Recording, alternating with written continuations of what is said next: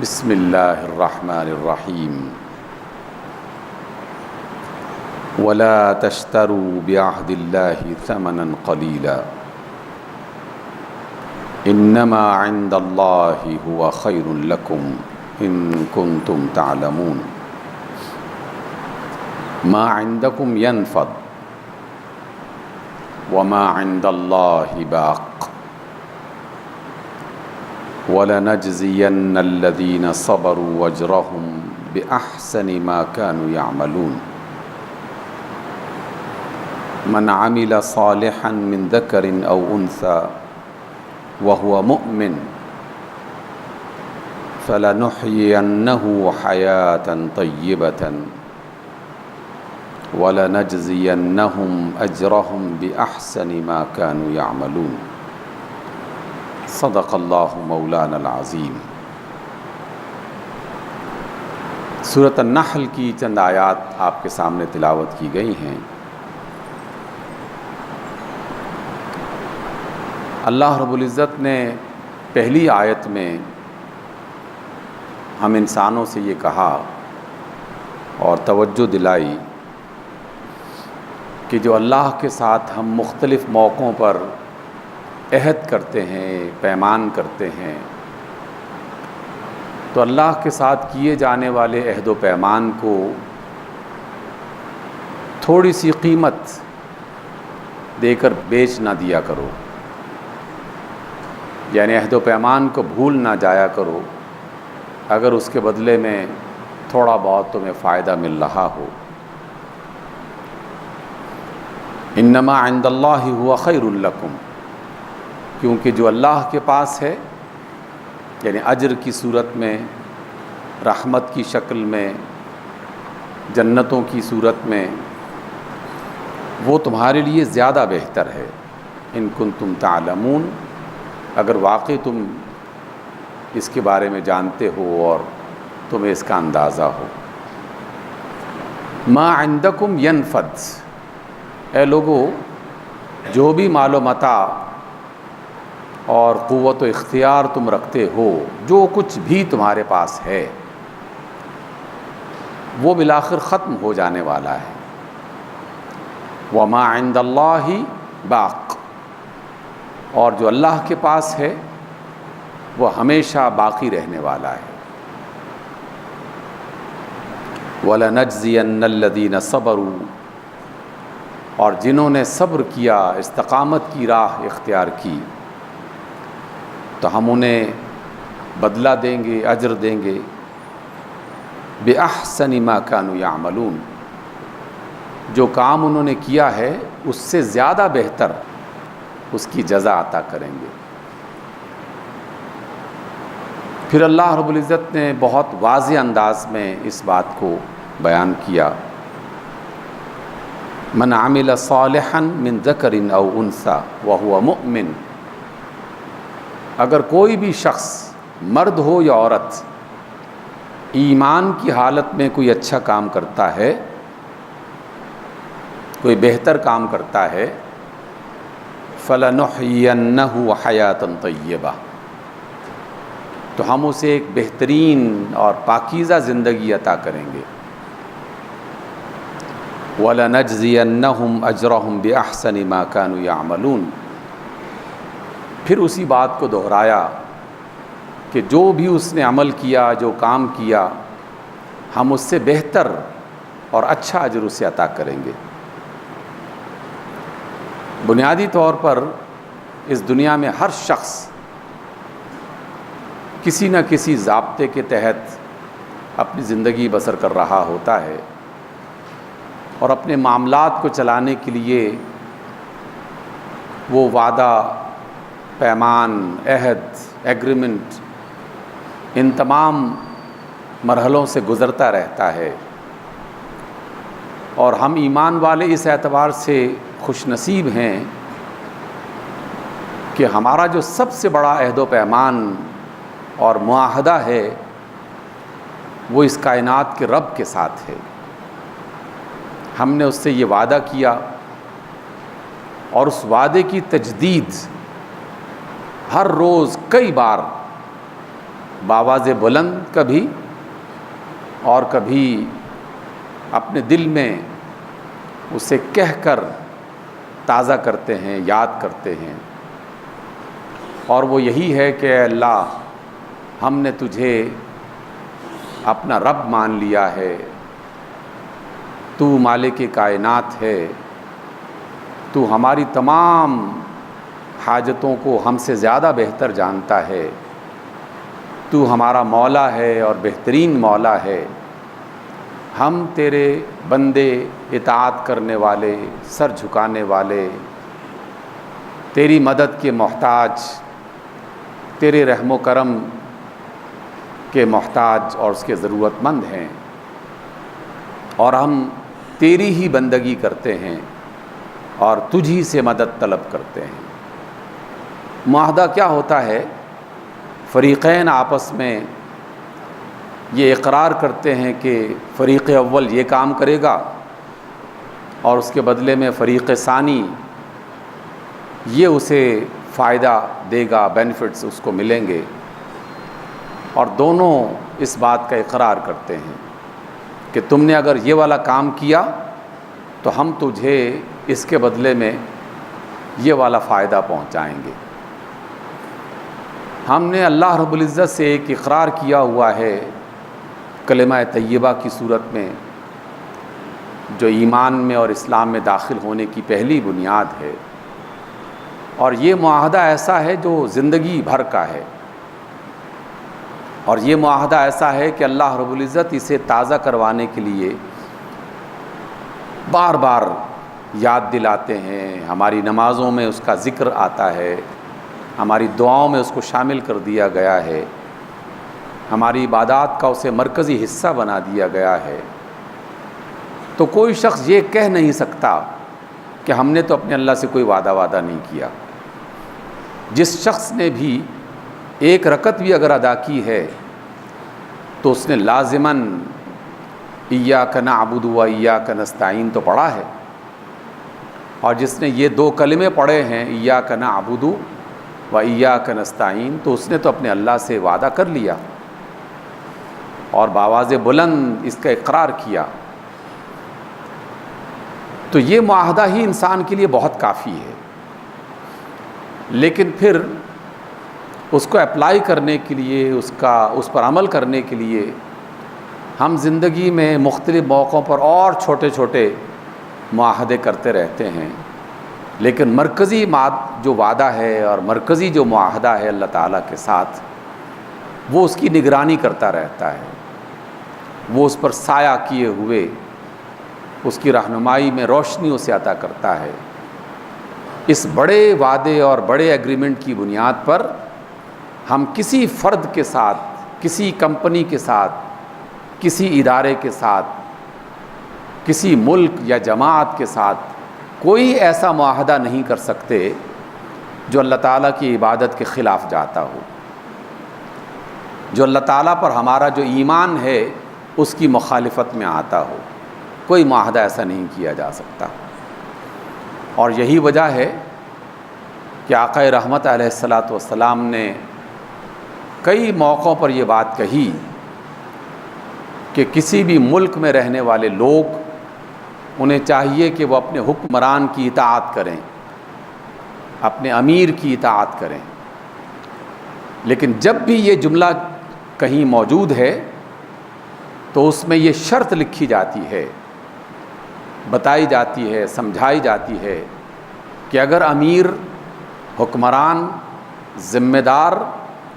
اللہ کی اطاعت والا کوئی کام بتا رہا ہے تو اس کی اطاعت کی جائے گی، اور اگر اس نے کوئی ایسا حکم دے دیا جو اللہ کی نافرمانی میں ہے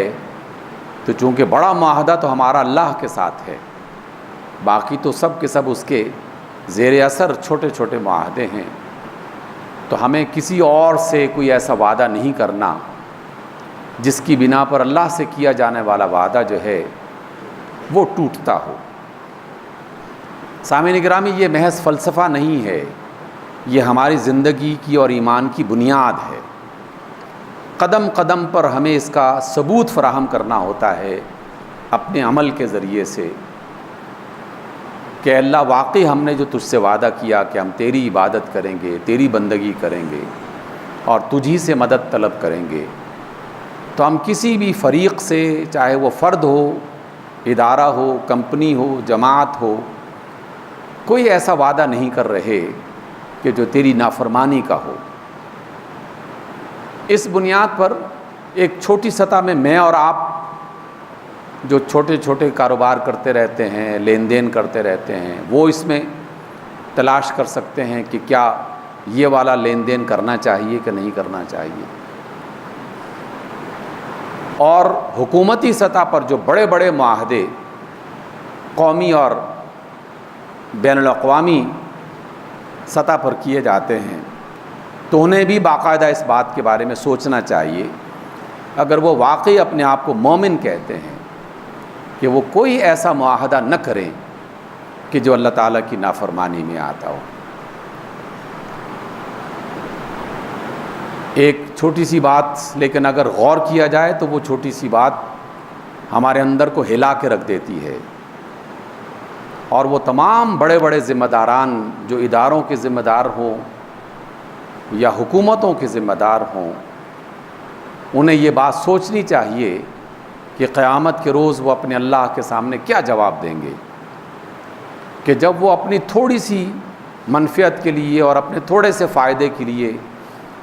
ایسے معاہدے مختلف اداروں کے ساتھ، کمپنیوں کے ساتھ اور ملکوں کے ساتھ کر رہے ہوتے ہیں جو سراسر اللہ تعالیٰ کی مخالفت میں ہوتے ہیں، سراسر بالکل کھلے واضح انداز میں۔ ہم نے سود کا بارہا تذکرہ کیا، لیکن یہ سود کی بنیاد میں اور آپ تو نہیں رکھتے، اس کی بنیاد تو کوئی نہ کوئی کمپنی رکھتی ہے، کوئی حکمران رکھتا ہے، کوئی بورڈ رکھتا ہے، وہاں پر یہ معاہدے ہوتے ہیں اور ہمیں اس معاہدے کا پابند بنا دیا جاتا ہے، ہم چاہتے یا نہ چاہتے ہوئے اس کا حصہ بن جاتے ہیں۔ تو اللہ نے ایسے تمام لوگوں کے لیے یہ کہا کہ تھوڑا سا فائدہ حاصل کرنے کے لیے اللہ سے کیا جانے والا وعدہ جو ہے یا معاہدہ جو ہے اس کو مت توڑو۔ پھر اس بات کو سمجھانے کے لیے دو باتیں اور کہیں، اور کہا کہ یہ جو تھوڑا سا فائدہ تمہیں مل رہا ہے، چند لاکھ ڈالر، تھوڑا سے اقتدار کی مدت میں اضافہ، تھوڑے سے اختیارات، تھوڑی سی عزت جو تمہیں مل رہی ہے، ان تمام چیزوں نے بالآخر ختم ہو جانا ہے۔ دولت کو ختم ہوتے ہوئے تو ہم ہر روز دیکھتے ہیں، زندگی کا اختتام اور اس کا زوال آئے دن ہم اپنی آنکھوں سے محسوس کرتے ہیں۔ عزت کے جانے میں تو دیری نہیں لگتی، بعض اوقات تو لمحوں میں عزت داروں کو اللہ رب العزت ذلیل و خوار کر دیتا ہے۔ تو جو بھی اس طرح کی چیزیں ہیں، اور اقتدار کتنی داستانیں ہیں جو در و دیوار پر لکھی ہوئی ہیں، پڑھنے والا پڑھ سکتا ہے کہ انہی محلات میں، انہی عظیم الشان مکانات میں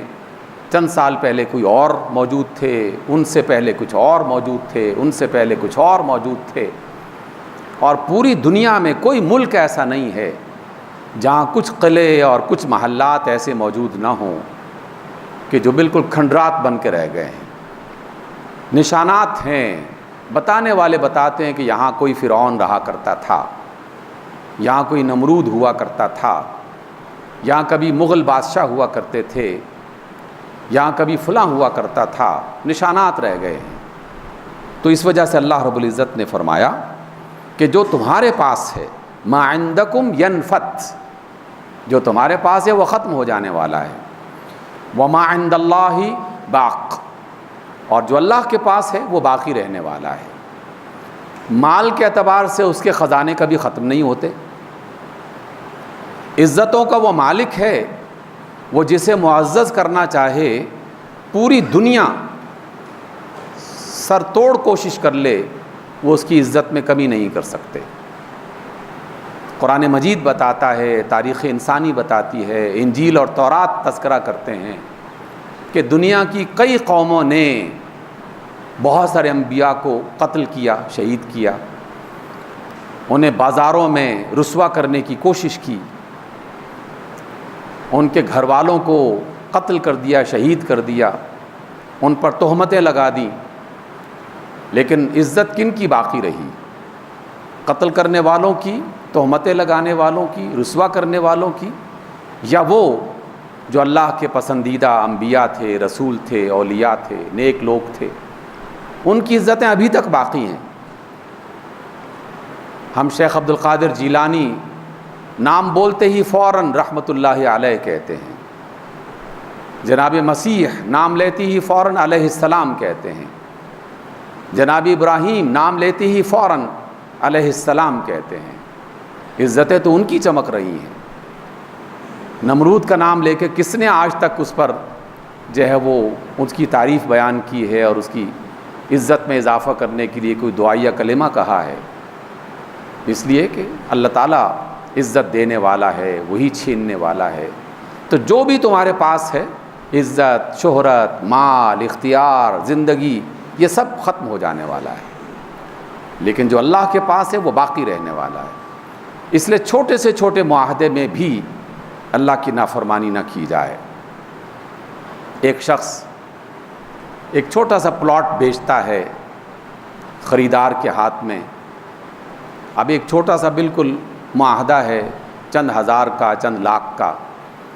لیکن اگر اس کی نیت میں یہ بات موجود ہے کہ میں نے اسے دھوکہ دینا ہے، فراڈ کرنا ہے اور اس کے ذریعے سے چند پیسے میں کما لوں گا، تو یہ پیغام اس کے لیے بھی ہے کہ یہ تھوڑے سے پیسے کمانے کے لیے تم نے یہ جو بیچنے والے کو 5 مرلے کا پلاٹ دھوکے اور فراڈ کے ذریعے سے غلط دے دیا ہے، تو یہ اللہ تعالیٰ کے ساتھ کیے جانے والے معاہدے کی خلاف ورزی ہے۔ اس کے نتیجے میں چند ہزار تمہیں مل جائیں گے، لیکن یہ چند ہزار تو چند دنوں میں ختم ہو جائیں گے، اور ایک مستقل بدنامی، اللہ تعالیٰ کے ہاں رسوائی، اور فرشتوں کی کتاب میں ایک گناہ گار اور اللہ کا نافرمان، یہ تمہارا تعارف لکھ دیا جائے گا۔ اس لیے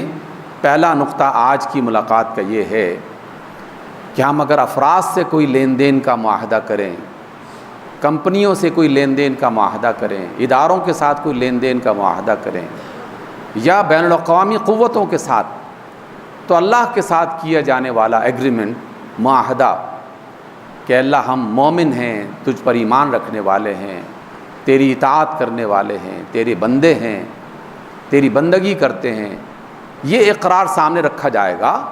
تو پھر اللہ کی نافرمانی میں کوئی معاہدہ نہیں کیا جا سکتا، کوئی ایگریمنٹ نہیں کیا جا سکتا، کیونکہ اللہ نے کہا ہے کہ اس کے نتیجے میں جو بھی تم کماؤ گے وہ کوئی کمانا نہیں ہے، چند دن کے دھوکے والی ایک آمدن ہوگی، اور اس کے بعد سوائے رسوائی کے اور ذلت کے کچھ حاصل نہیں ہوگا۔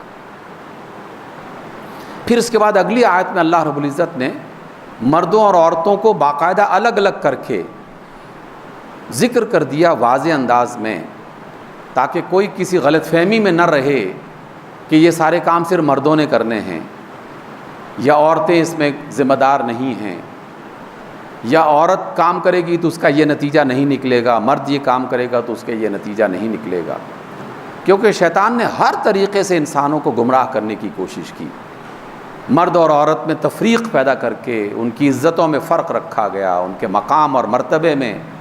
تفریق پیدا کر دی گئی، اور اس کی سینکڑوں مثالیں ہمیں تاریخ انسانی میں ملتی ہیں۔ چھوٹی سی مثال قرآن مجید میں اس کا حوالہ باقاعدہ ملتا ہے۔ عربوں کے ہاں جو مشرکین تھے اور جاہلی دور میں وہ رہا کرتے تھے، یہاں تک فرق رکھا گیا کہ اگر کسی جانور کے ہاں کوئی بچہ پیدا ہو تو اگر تو وہ زندہ حالت میں پیدا ہو جائے تو کہا کرتے تھے کہ یہ مرد لوگوں کا حصہ ہے، یہ ان کا حصہ ہے، اور اگر مردہ پیدا ہو جائے تو کہا کرتے تھے کہ یہ مردہ بچہ جو ہے نا یہ عورتیں کھائیں گی۔ عجیب و غریب حماقتیں انسان کرتا رہا ہے، کسی کو کمتر اور ڈیگریڈ کرنے کے لیے وہ اس طرح کی حرکتیں کیا کرتے تھے۔ اللہ نے تو ایک برابری والا ایمان کی بنیاد پر سلوک کیا، جنتوں کے اعتبار سے بھی اور اجر کے اعتبار سے بھی۔ ان سے یہ کہا جا رہا ہے، ہم سے، ہم سب سے، ہمارے گھر میں موجود خواتین سے، ماؤں بہنوں سے اور مردوں سے، سب سے یہ کہا جا رہا ہے، من عمل صالحا من ذکر او انثی، اے لوگوں مردوں میں سے یا عورتوں میں سے کوئی بھی شخص جس نے اچھا کام کیا. یہاں یہ جو لفظ ہے نا صالحاً، یہ بڑا دلچسپ اور سمجھنے کے لائق ہے. ہمارے ہاں صالح کا جو لفظ ہے عام طور پر نیک کا ترجمہ اس کا کر دیا جاتا ہے. یہ مرد صالح ہے، یہ صالح انسان ہے، یعنی یہ نیک آدمی ہے. جبکہ عربی زبان میں بھی اور آپ صلی اللہ علیہ وسلم کی تعلیمات میں بھی صالح کا جو لفظ ہے وہ نیک کے لیے بھی استعمال ہوتا ہے، لیکن مفید اور کارآمد کے لیے بھی استعمال ہوتا ہے. جو انسان کو راحت عطا کرے، جو اس کے کام آئے، جو اس کو فائدہ پہنچائے، جو اس کی مشکل کو حل کرے، آسان کرے، اس کے لیے بھی یہ لفظ استعمال ہوتا ہے. آپ صلی اللہ علیہ وسلم کا ایک بڑا شاندار فرمان ہے جو دنیا کی زندگی سے تعلق رکھنے والا. آپ فرماتے ہیں صلی اللہ علیہ وسلم کہ دنیا میں اللہ تعالیٰ کی نعمتوں میں سے 3 نعمتیں قابل ذکر ہیں، اور ان میں سے ایک نعمت ہے الزوج الصالح. کوئی بھی مرد ہو یا عورت، میاں یا بیوی، کیونکہ عربی زبان میں زوج پیر کو کہا جاتا ہے، مرد بھی زوج ہے اور عورت بھی زوج ہے. الزوج الصالح، عورت کے لیے اگر میاں اچھا ہے تو یہ اس کے لیے اللہ کی نعمت ہے، اور مرد کے لیے اگر عورت اچھی ہے تو یہ مرد کے لیے اللہ تعالیٰ کی نعمت ہے. تو یہ اللہ تعالیٰ کی نعمتوں میں سے ایک نعمت ہے کہ شوہر بھی اچھا ہو اور اس کی بیوی بھی اچھی ہو. تو یہاں تو صالح کا معنی ہم اچھا اور نیک یہ کر سکتے ہیں، لیکن پھر آپ نے فرمایا البیت الصالح، اللہ کی نعمتوں میں سے دوسری نعمت ہے البیت الصالح، گھر جو اچھا گھر ہو. اور اچھا گھر جو ہے نا وہ سنگ مرمر کی در و دیوار والا نہیں ہوتا. اچھا گھر وہ ہوتا ہے جہاں پرسکون زندگی انسان بسر کر رہا ہو، جہاں لوگ ایک دوسرے کی عزت اور احترام کر رہے ہوں، جہاں محبتوں کا دور دورہ ہو. گھر میں کوئی بھی آئے تو سب خوشی سے کھلکھلا اٹھیں، چہرے مسکرا اٹھیں کہ ابا جان آ گئے ہیں، بیٹا آ گیا ہے، بیٹی آ گئی ہے، اماں آ گئی ہے. گھر سب ایک دوسرے کے ساتھ مل کر جو چلنے والا ہے اس کو کہا ہے کہ الصالح، البیت الصالح. چاہے وہ تنکوں سے بنی ہوئی کٹھیا ہو، اینٹوں سے بنا ہوا مکان ہو، لکڑی سے بنا ہوا کوئی اور مقام ہو، تو البیت الصالح اچھا گھر جس میں لوگ مل جل کر محبت سے، احترام سے زندگی بسر کر رہے ہوں، تو یہ اللہ کی نعمتوں میں سے ایک نعمت ہے. اور تیسرا لفظ آپ نے فرمایا المرکب الصالح، اچھی سواری. اب ظاہر ہے کہ ہم گھوڑے خچر کے لیے، اونٹ کے لیے، گاڑیوں کے لیے نیک کا لفظ استعمال نہیں کر سکتے. وہاں ہم کارآمد، مفید، جو اس مقام پر جہاں وہ سفر کرنا چاہتا ہے وہ اس کے لیے بہتر ہو. پہاڑی علاقوں میں ممکن ہے خچر اور گھوڑے اس کے لیے المرکب الصالح ہوں، صحرائی علاقوں میں ممکن ہے بڑے ٹائر والی جیپ اس کے لیے المرکب الصالح ہو، یا اونٹ اس کے لیے مرکب الصالح ہو. اور ہم بھی عام زندگی میں بھی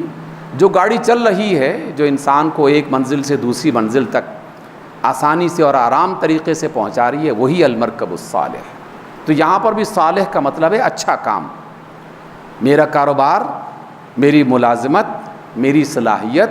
میری قدرت، میرا فن، میرا علم، اگر یہ کارآمد ہے لوگوں کے لیے، اپنے لیے، دوسروں کے لیے، تو یہ سب کا سب عمل صالح ہے. تو اللہ فرماتے ہیں کہ جس مرد اور عورت نے بھی کوئی اچھا کام کیا تو ہم اسے ایک پاکیزہ زندگی عطا کریں گے. تمام کاروباری افراد کے لیے یہ اللہ تعالیٰ کی طرف سے بشارت ہے، اور ہم اس کا مشاہدہ زندگی میں کرتے رہتے ہیں. اس کا تعلق آخرت کے ساتھ نہیں ہے صرف کہ یہاں اچھے کام کرو گے تو آخرت میں جنت ملے گی، وہاں تو ملے گی ہی، اس کا ذکر اگلے حصے میں آ رہا ہے. لیکن پہلے حصے کا تعلق دنیا کی زندگی کے ساتھ ہے، اور وہ بشارت ہے ہم سب کے لیے کہ اگر تم نے دیانت کے ساتھ، سچائی کے ساتھ، بہتر انداز میں کوئی بھی کاروبار کیا، کوئی بھی کام کیا، تو اللہ تعالیٰ 2 چیزیں فوراً تمہیں عطا کریں گے. ایک اعتماد اور عزت اور احترام اور شہرت، یہ تمہیں عطا کریں گے. لوگ پھر تذکرہ کریں گے کہ گاڑی لینی ہو تو فلاں کمپنی کی لو، مشین لینی ہو تو فلاں کمپنی کی لو، سامان خریدنا ہے تو فلاں دکاندار کے پاس جاؤ، علاج کروانا ہے تو فلاں ڈاکٹر کے پاس جاؤ، اپنے بچوں کو تعلیم دینی ہے تو فلاں ادارے، فلاں اسکول، فلاں کالج، فلاں استاد سے رابطہ کرو۔ یہ انسانوں کی، اداروں کی عزت اللہ تعالیٰ بناتا ہے، اعتماد بناتا ہے۔ یہ دنیا کی زندگی میں اللہ تعالیٰ کی طرف سے ریوارڈ ہے کہ آپ اچھا کام کرو گے تو اللہ تمہاری عزت بنائے گا۔ اور ہم دیکھتے ہیں کہ اللہ تعالیٰ نے یہ عزت سب کے لیے یکساں کر رکھی ہے۔ کیوں آپ میڈ ان جاپان کا نام سنتے ہی ایک ذرا سی تسلی سی محسوس کرتے ہیں کہ اچھا یہ مشین، یہ گاڑی، یہ چیز جاپان کی بنی ہوئی ہے تو اچھی ہی ہوگی؟ اور دوسرے کئی ملک ہیں جس کا نام سنتے ہی ہم پہلے شک میں پڑتے ہیں، پھر تحقیق کرتے ہیں، پھر پریشان ہوتے ہیں، اس لیے کہ انہیں وہ کام اچھا نہ کرنے کی بنیاد پر اعتماد کی نعمت نہیں مل سکی۔ تو دنیا میں اپنا نام کمائیے، دولت سے زیادہ بڑی دولت، مال سے زیادہ بڑا مال، وہ انسان کی عزت ہے، ادارے کی عزت ہے۔ یہ اللہ تعالیٰ عطا کرتا ہے دنیا میں، ہم اسے ایک پاکیزہ اچھی زندگی عطا کریں گے، پھر اس کے ساتھ ساتھ برکت بھی آتی ہے اور مال بھی بڑھتا ہے، آسانیاں بھی آتی ہیں، وہ سب کا سب اس کا حصہ ہے۔ اور پھر فرمایا کہ دنیا میں اچھی زندگی کی یہ تمام صورتیں اسے عطا کر کے ہم اسے اجر سے بھی محروم نہیں کریں گے، اور اس اجر کا تعلق آخرت سے ہے۔ وَلَنَجْزِيَنَّهُمْ أَجْرَهُمْ بِأَحْسَنِ مَا كَانُوا يَعْمَلُونَ، کہ جو وہ کیا کرتے تھے ہم اس سے زیادہ بہتر اسے اجر دیں گے۔ تو اس اعتبار سے اللہ رب العزت سے زیادہ بڑا خیرخواہ ہمارا اور کوئی نہیں ہو سکتا۔ وہ دنیا میں ہمیں عزت دینا چاہتا ہے، سہولت دینا چاہتا ہے، اور آخرت میں جہنم کی آگ سے بچا کر جنتوں کا حقدار بنانا چاہتا ہے۔ سامعین گرامی، یہ سورۃ النحل کی آیات ہیں جو 95 سے لے کر ہم نے آج پڑھی ہیں۔ موقع ملے تو گھر میں جا کر ایک بار پھر پڑھیے۔ ویسے تو پورا کا پورا قرآن ہی بہت انتہائی شاندار اور دل پہ اثر کرنے والا ہے، لیکن سورہ نحل کو جب بھی میں نے پڑھا تو ہر قدم پر ایک بڑی خوبصورت تعلیم اور بڑی دانائی والی بات ہمیں وہاں میسر آتی ہے۔ اللہ تعالیٰ مجھے بھی توفیق دے اور آپ کو بھی، کہ ہم قرآن مجید کی ان حکمتوں کو سمجھ سکیں اور اس کے مطابق اپنی زندگی کو اور آخرت کو کامیاب بنا سکیں۔ اقول قولی ھذا واستغفر اللہ لی ولکم۔